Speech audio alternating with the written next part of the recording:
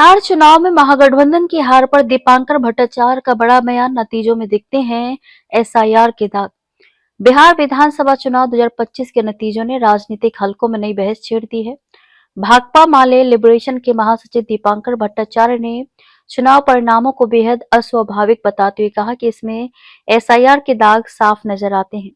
उनका कहना है कि ये नतीजे बिल्कुल उसी तरह लगते हैं जैसे 2010 के चुनाव, जबकि मौजूदा समय में नीतीश कुमार सरकार की लोकप्रियता में भारी गिरावट आई है और केंद्र की मोदी सरकार भी पिछले 1 साल में जन समर्थन खो चुकी है।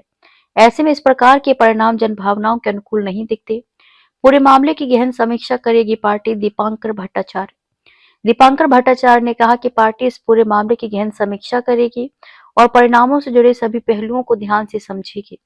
उन्होंने दावा किया कि भाकपा माले ने इस चुनाव में 2 सीटें पालीगंज और काराकाट जीती, जबकि अगियांसू सीट पर पार्टी सिर्फ 95 वोटों से पीछे रह गई।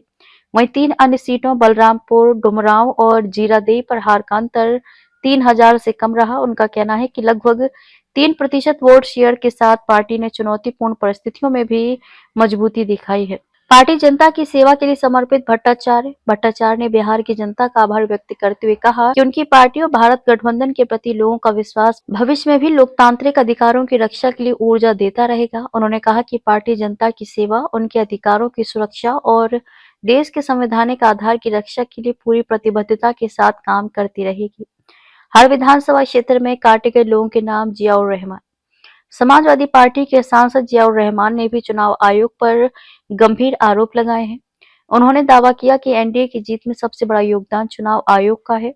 उनके अनुसार एसआईआर लागू करके बड़ी संख्या में मतदाताओं के नाम वोटर लिस्ट से हटाए गए, जिससे हजारों लोग मतदान नहीं कर पाए। उन्होंने कहा कि हर विधानसभा क्षेत्र में 10 से 15 हजार लोगों के नाम काटे गए और इसका सबसे बड़ा फायदा एनडीए को मिला। सांसद जियाउर रहमान ने कहा कि सभी विपक्षी दलों को अपनी हार की समीक्षा करनी चाहिए ताकि ये समझा जा सके कि कहां गलती हुई। उन्होंने जनता से भी अपील करते हुए कहा कि आने वाले समय में एसआईआर जैसे कदमों से सतर्क रहना होगा ताकि किसी के साथ मतदान का अधिकार छीना न जाए। इन तमाम आरोपों और प्रतिक्रियाओं के बीच बिहार चुनाव के नतीजे अब राजनीतिक और सामाजिक दोनों स्तरों पर नई चर्चाओं को जन्म दे रहे हैं।